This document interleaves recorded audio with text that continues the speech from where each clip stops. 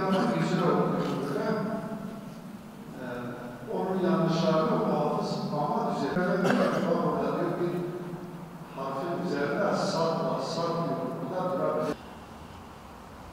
وَمَا تَكُونُ فِي شَأْنٍ وَمَا تَتْلُو مِنْهُ مِنْ قُرْآنٍ وَلَا تَعْمَلُونَ مِنْ عَمَلٍ إِلَّا كُنَّا عَلَيْكُمْ شُهُودًا إِذْ تُفِيضُونَ فِيهِ بسم الله الرحمن الرحيم وعلى آله وصحبه أجمعين. اللهم يا ربنا تقبل منا إنك أنت السميع العليم. Ömürlerine bereket, ölmüşlerine rahmet eyle.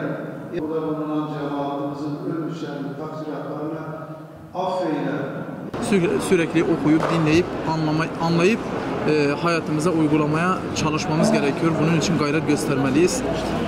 Ve bugün Diyanet İşleri Başkanlığı'nın organizasyonunda İstanbul'un seçkin camilerinden ve İstanbul'un seçkin hafızlarından müteşekkil bir heyet Şırnak Geylani Camisi'nde güzel bir Kur'an tilavetinde bulundular.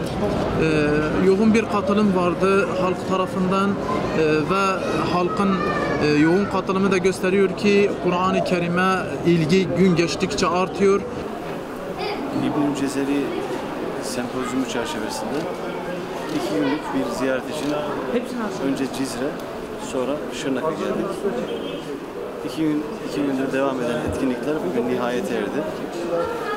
Dün Cizre'de Ulu Camii'nde öğle namazını mütakiben Kur'an ziyafeti programında bulunduk. Halkın teveccühüyle karşılaştık. Çok büyük bir ilgi olduğunu gördük ve çok memnun olduk.